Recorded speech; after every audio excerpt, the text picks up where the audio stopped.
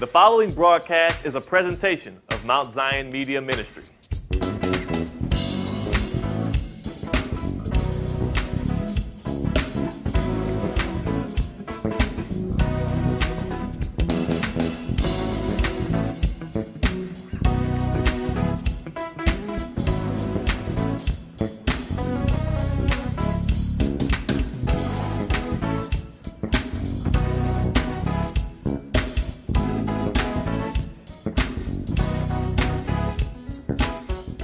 Dream big dreams.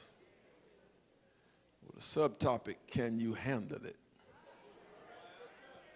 Can you handle it?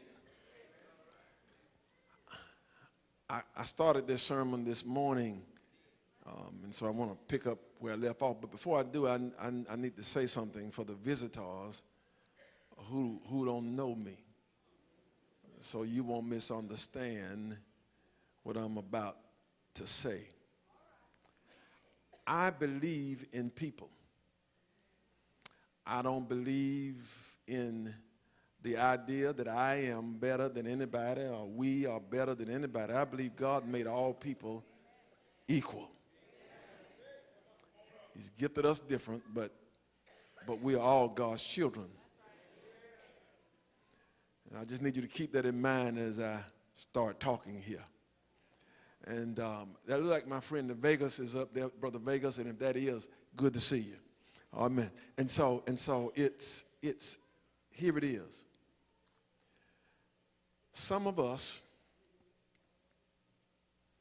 are not where God wants us to be or where we could be, and it's nobody's fault but our own. We have been stagnated because rather than taking responsibility for our own lives, we pointed fingers at other folk. We have magnified the power of perceived enemies. Whoever they are, that they that's keeping us down, whoever the man is, we are guilty of magnifying the power of they and the man over our lives. Hear me. The real truth is the biggest hindrance to you being all that God has purposed you to be, of you achieving the potential that's in you, the biggest hindrance is you. The biggest help is you. Hear me. Nobody has to do anything differently for you to be all that God has called you to be. You don't need anybody to change. The only person that needs to change is you.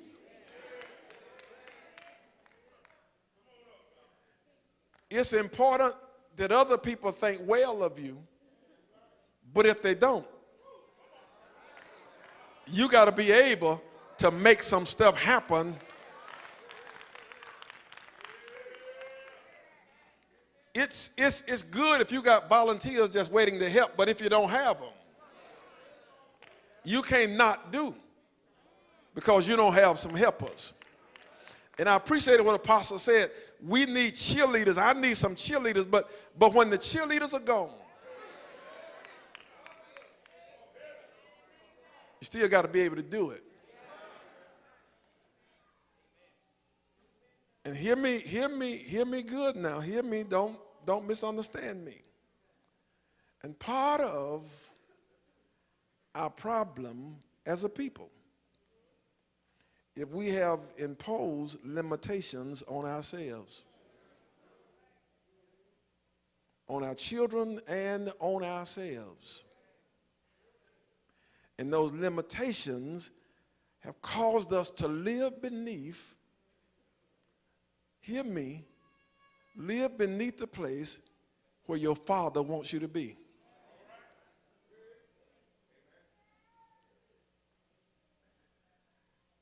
It shouldn't be that you can go to any town in America and don't ask anybody who lives where. But you can just drive and tell by the appearance of the neighborhood who lives where.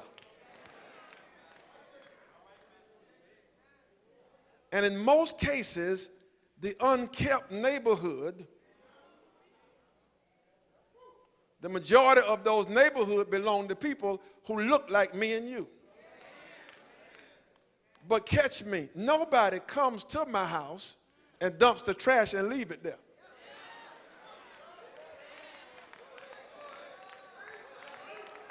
Nobody from the outside comes and leave my house in disrepair. I tear the door off the hinges, and I'm the one who don't put the hinges back on the door.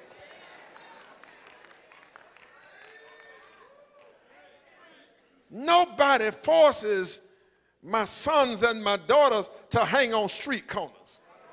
I know you say it's the man, but here's the truth. Nobody forces me to hang on a corner.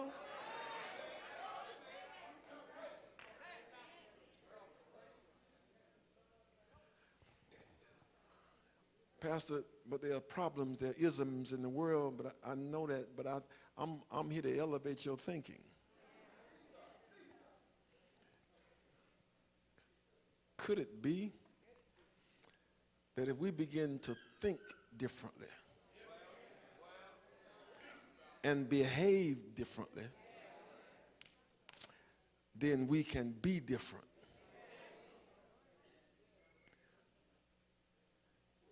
Are we guilty, as I said this morning, of low expectations?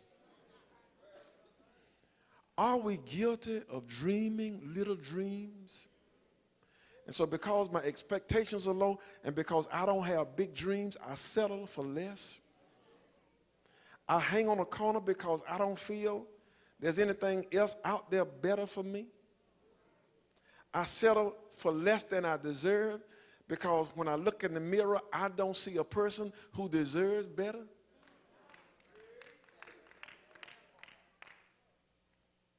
Could it be, as one of my friends say, Pastor Waller, that it's hard to be big when little got you?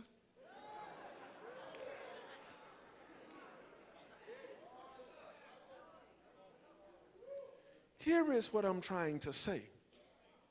That our lives can be transformed, our communities can be transformed, our families, our school, everything around us can be transformed if we begin to dream bigger. Hear me, because everything you see was created twice. It was created first in the mind, and then what was created in the mind became a reality. This iPad started in somebody's mind. And what we see here that I hold in my hand is the manifestation of what started in the mind. And let me just tell you this, I got a cousin who lives in Jersey who listens to me and he critiques me, and so he called me today and he accused me of being a prosperity preacher because I was, so when he hears this, Terrell, I ain't studying you.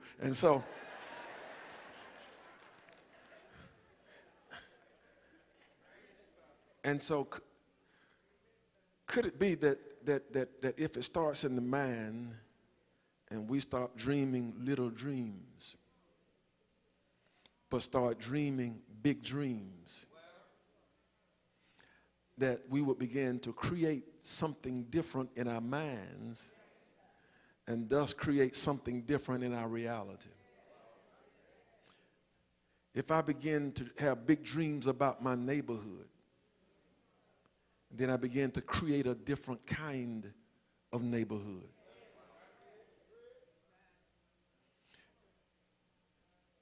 If I begin to dream big dreams about me, about my children, about my family, then I would change my behavior. Listen.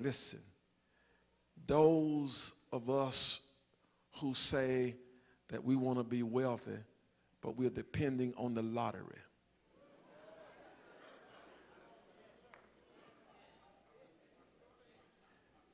Here is a reality that I will stand on and not hesitate in this declaration. I can take any person in here that's 20 years of age, and if you do what I tell you, I will guarantee that you will be a millionaire by the time you turn 50. But you see, in your mind, the only chance you have of becoming a millionaire is to hit the lottery or be a dope boy. Let me go on, because I'm making some of y'all mad. Or be a ball player, or be a rapper. But you don't have to be any of that.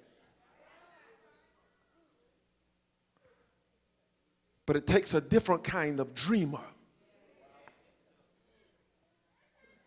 You could have a life, your children could have a life. You could live the life God intended for you to live, but you just got to dream big. Now, Apostle preached part of my sermon, and so I don't have to go into all of it, but all of this part because he covered it so well. How big are your dreams? He talked about the fact you don't dream that you own a business, you own a franchise. What dreams do you have for your children? What kind of big dreams do you have for yourself? What kind of big dreams do you have for the city, for the church, for the ministry that you're a part? What are you dreaming? Are you one of those folk who just sit around and criticize and you don't dream at all?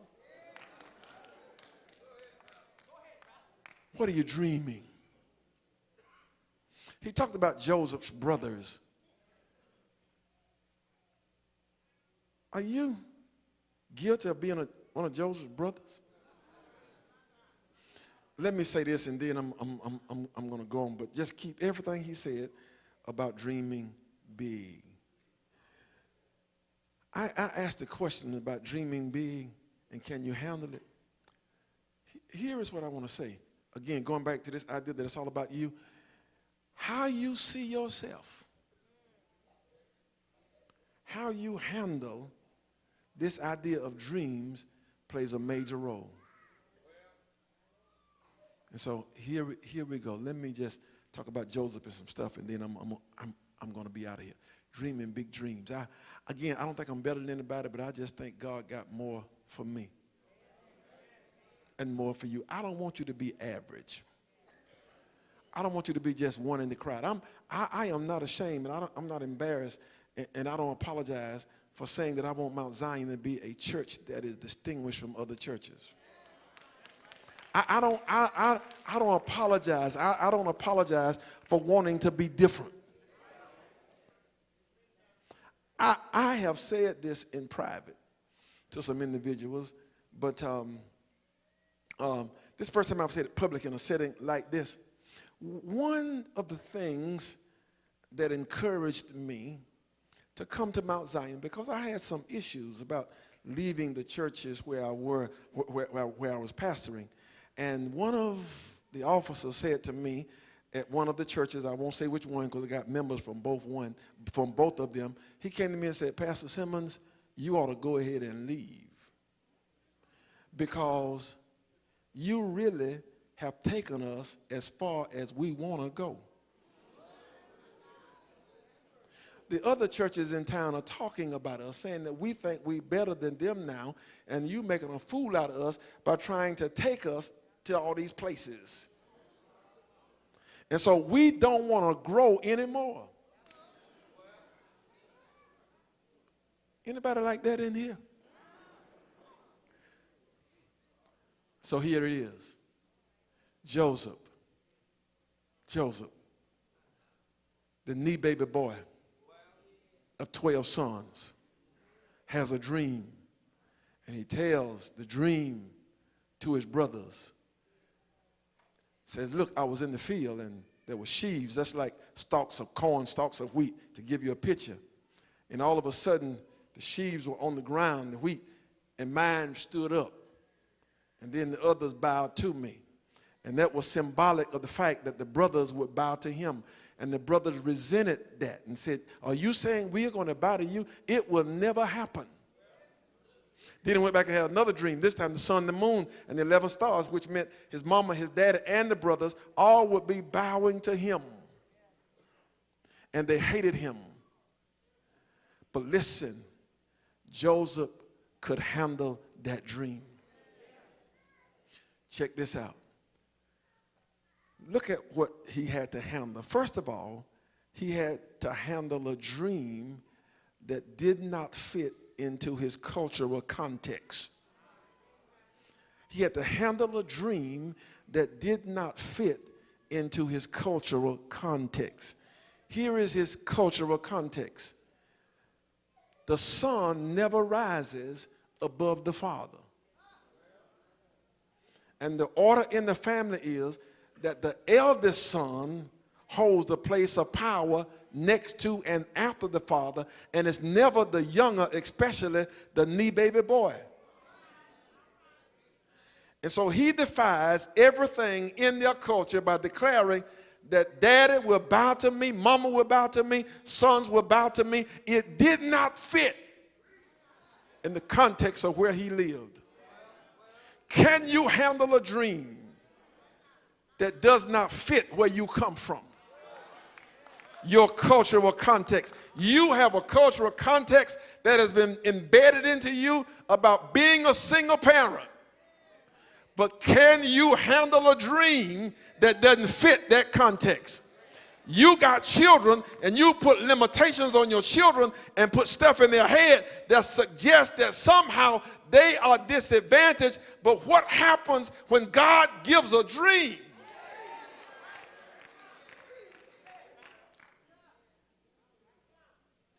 That doesn't fit that. You black like me. But what happens when God gives a dream that doesn't fit in the context of being black? Because being black, you know, for some folk mean there's certain things you can't do, some places you can't go, and so you just don't try because us black, you know.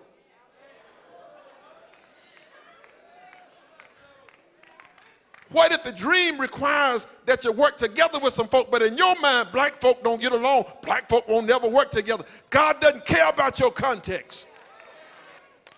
So what happens when he gives you a dream?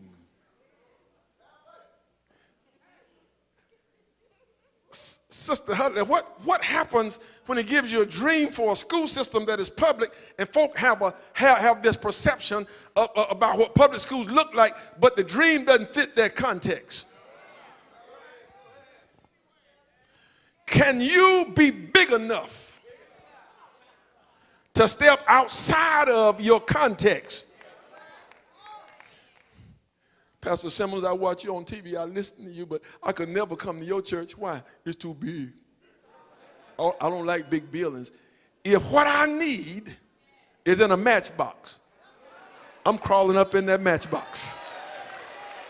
If what I need is in that big old stadium out in Dallas, Texas, where the Cowboys play, I'm crawling up in there. Some of us can't get what we need because we're stuck in our context. And you got to learn how to live above your context. You got to be able to stand in the mirror, and no matter what anybody else thinks about you, to know you're bigger than that. I'm not limited by the color of my skin. I'm not limited by who my parents are. I'm not limited by any of that stuff. I didn't graduate from high school. I didn't graduate from college. I've been to jail. At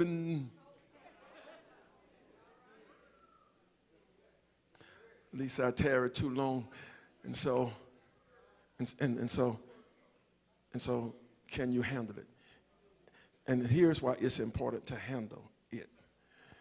Because real big dreams don't come from you. See, if you were the creator of your own dreams, then you wouldn't have to be concerned about dreaming outside of your context, because all your dreams will fit in your context.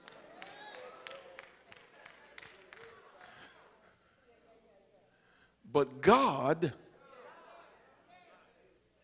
gave Joseph the dream. And hear me, Apostle said it. When God gives dreams, it's bigger than your brothers can handle. When God gives dreams, it's going to create some trouble in the family. When God gives dreams, it's you don't even understand. As he said, if you can understand it, it's not from God. It's bigger than any of that. And so God is the giver of the dreams. But you got to be in a place where God can talk to you and God can get your attention. And hear me plainly, hear me. If all of your dreams fit in the context of your past, in the context of your experiences, it's too little, and it probably didn't come from God.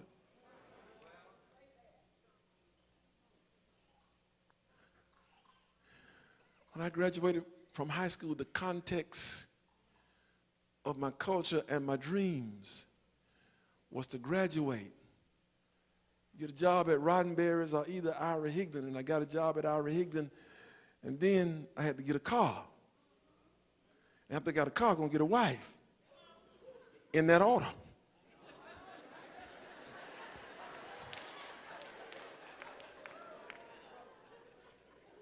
Because that's as big. That's what everybody around me was doing, and so I just fell in the trap.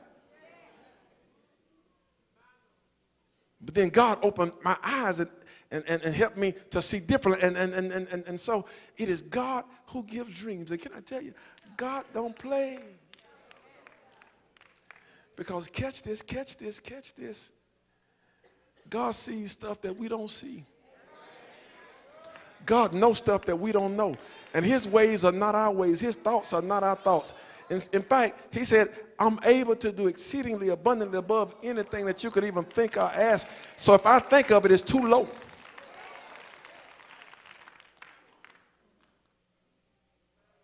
Who's giving you your dreams? Are you hanging out with God for him to give you vision, to give you dreams so that you can handle it? God doesn't care about your context. So here it is. Can you dream outside of the context of a culture? Understand that the dreams come from God, and understanding that here's the next big one. Can you handle the what without knowing the how? Joseph, your brothers will bow to you. Joseph, your mother and your father. Joseph, you're going to be elevated to a place of leadership, and they're going to all bow to you. I know what the culture says, but Joseph, you will be elevated. Read the text. All the way to 45, where the stories culminated with Joseph reunited with his brothers. At no point does God tell him how or when. Let me tell you what our problem is. We got to know why. I'm sorry, we got to know how. I don't understand that how. In dealing with God and dreams, if you can't handle not knowing how, you're going to have some trouble, babe. You got to trust the God who gives it to handle the how. Because here it is. If God gives the dream, the responsibility for the fulfillment of the dream is up to God. And you and I, our responsibility is to cooperate with him and be okay as he progressively reveals the how.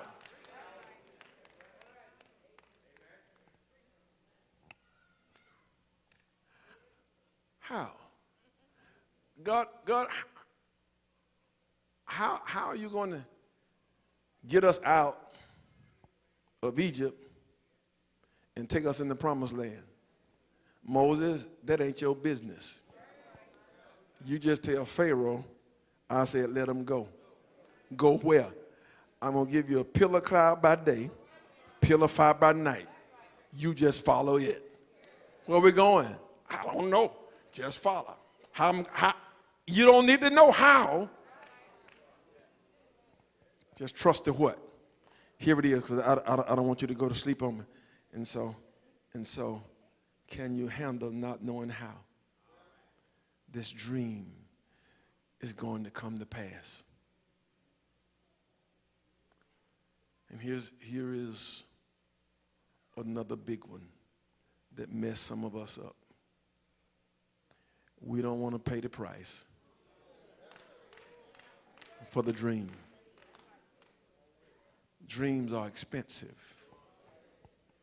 They cost. You got to sacrifice for dreams. People who have dreams of excelling in something, but they don't want to sacrifice the time and the effort to perfect it. God is trying to guide you, trying to lead you, but you don't want to put in the time.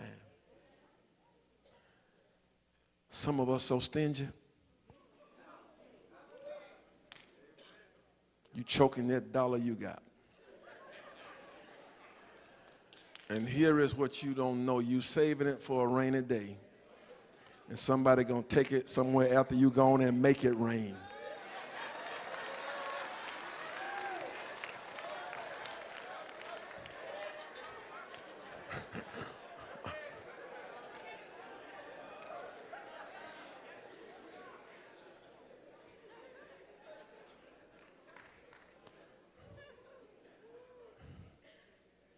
You cannot see dreams become a reality without sacrifice.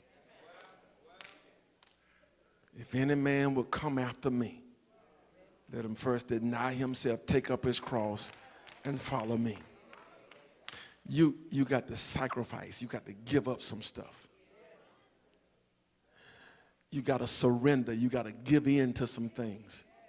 There's some things that God requires of you, and you want to have your way, but you got to surrender to God's will, just like Joseph did in order to get it. It costs. Time, talent, treasure, it costs. Are you willing to pay the cost? Here it is. Here it is. Here's the next thing I want to share with you, and I'm almost through. Trying to make it real plain for you. You don't want to go through stuff. Can you handle going through what you got to go through to see the big dream come true?